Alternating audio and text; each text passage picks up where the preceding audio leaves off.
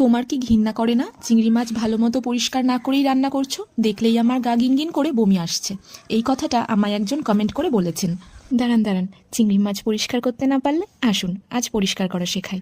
আপনার মাথার মধ্যে যেমন ঘিলুনা থেকে আছে শুধু গোবর, ওর পটিটাও থাকে ওর মাথার মধ্যে, যেটা টেনে বের করে সুন্দর করে পরিষ্কার করে নিয়েছি। এবার পেছনের দিকে যে সুর আর পা রয়েছে সেগুলো কাঁচি দিয়ে সুন্দর করে কেটে নিচ্ছি।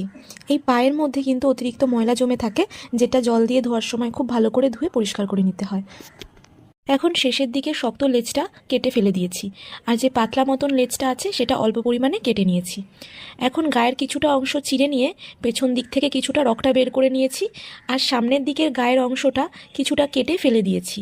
এবার ভেতর দিকে যে রগটা থাকে সেটা খুব আস্তে আস্তে সাবধানে টেনে বের করে নিয়েছি। এভাবেই সুন্দর করে প্রতিটা মাছ কেটে পরিষ্কার করে নিয়েছি। এভাবেই সুন্দর করে পরিষ্কার করে রান্না করলে আর গা গুলিয়ে বমি আসবে না।